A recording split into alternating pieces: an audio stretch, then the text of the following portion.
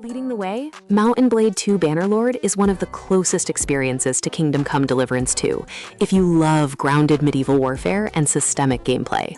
You start as a nobody in a war-torn land, recruiting troops, trading, and taking contracts until you build a warband strong enough to influence entire kingdoms. Combat is fully skill-based, with directional melee, mounted fighting, and huge battles where hundreds of soldiers clash in real time, and your position and commands actually matter. Outside the battlefield, you manage clan politics, arrange marriages, sign mercenary or vassal contracts, and eventually found your own realm, giving the same feeling of clawing your way up from nothing that Kingdom Come fans crave. The focus on plausible medieval tech, low fantasy tone, and simulation-style systems makes every campaign feel like a personal alt history story you authored yourself.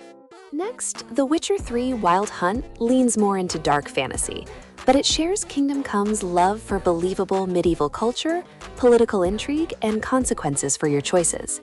You play as Geralt, a professional monster hunter moving through war-torn kingdoms, where peasants, nobles, and soldiers all have grounded motivations and problems. Swordplay is weighty and methodical, backed by signs, potions, and oils that reward preparation before each contract, much like reading up on foes and gearing correctly in Kingdom Come. The open world is dense with meaningful side quests that often feel like short stories rather than filler, and many decisions come back hours later in unexpected ways. The visual design of villages, castles, and battlefields, combined with grounded writing and moral ambiguity, scratches the same itch for players who want a mature medieval world that feels lived in rather than purely heroic. In third place, Chivalry 2 focuses almost entirely on the brutal, moment-to-moment feel of medieval melee combat, which will appeal to anyone who enjoyed Kingdom Come's first-person swordplay. Large multiplayer battles throw you onto chaotic siege maps and objective-based skirmishes, where timing, feints, stamina, and positioning decide whether your swing lands or your arm gets chopped off. Weapons have distinct weight and reach, and you must read enemy animations carefully to block or counter rather than simply spamming attacks. Despite its often comical dismemberment and voice lines, underneath is a surprisingly deep combat system that rewards practice and situational awareness.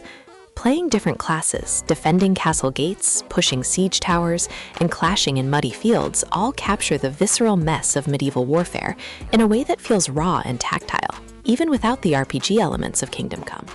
Fourth, Mordhau offers a similar multiplayer-first approach, but with even more granular control over your strikes, making it a strong pick for players who loved mastering Kingdom Come's directional combat.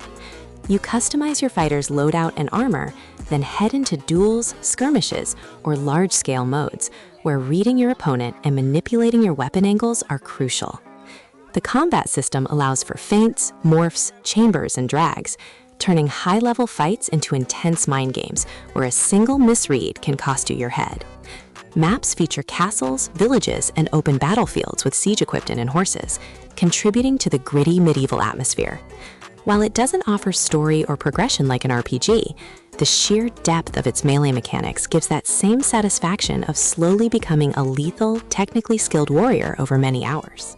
In fifth, medieval Dynasty shifts focus from battlefield heroics to the everyday struggle of surviving and building a life in a realistic medieval countryside.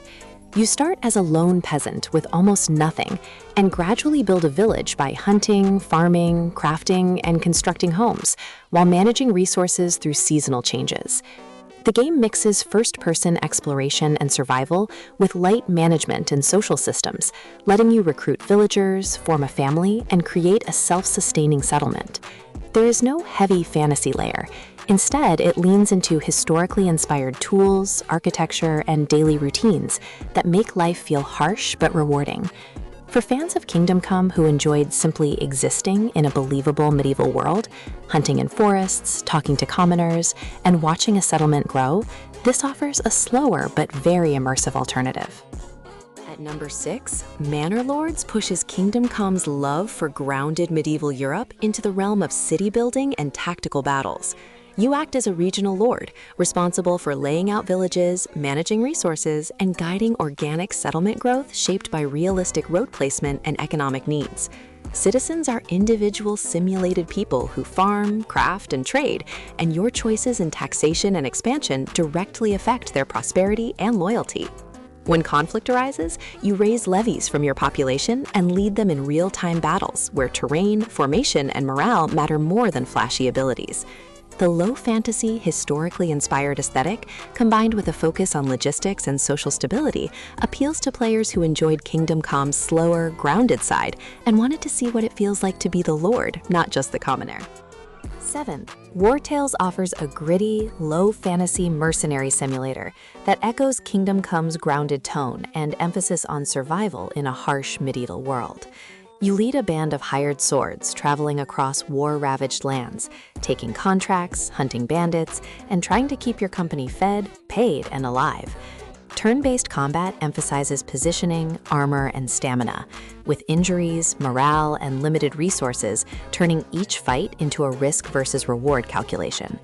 Outside battles, you manage wages, food, and camp routines, deciding whether to act honorably or slip into banditry if coin runs dry. The world feels indifferent and dangerous, where lawless regions, harsh weather, and political tensions create a constant background pressure that fans of Kingdom Come's unforgiving early game will recognize and appreciate. 8th, Dragon's Dogma 2 takes medieval fantasy action in a more supernatural direction, but still retains that physical, weighty combat and sense of a dangerous world. You create a custom arisen and battle towering monsters by climbing on them, targeting weak points, and using class abilities in real-time, highly kinetic fights. The pawn system lets you travel with AI companions that learn from your playstyle and offer tactical support, similar to adventuring with believable allies rather than generic party members. Exploration is risky, especially at night, and the world reacts to your actions through emergent events, ambushes, and changing routes, reinforcing the feeling that you are a vulnerable human in a hostile land.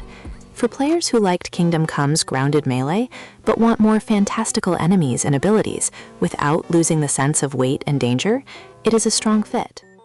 9th, Assassin's Creed Valhalla brings a Viking-themed spin on the historical open-world formula, with plenty of overlap in grounded medieval villages, fortresses, and political maneuvering. As Eivor, you lead raids on monasteries and camps, build up your settlement in England, and navigate alliances between warring kingdoms. Combat is more forgiving and spectacle-driven than Kingdom Come, but still leans on melee weapons, shields, and parries, with a focus on brutal finishers and tactical use of abilities. The world is densely tacked with side activities, mysteries, and small narrative threads that paint a broader picture of life in the 9th century. Settlement upgrades, relationship choices, and long-form story arcs give a similar feeling of carving out a legacy in a semi-historical setting, even if the series' trademark mythological elements remain present. Finally, Divinity Original Sin 2 trades real-time action for deep turn-based tactics, but keeps Kingdom Come's emphasis on player choice, consequence, and richly simulated systems.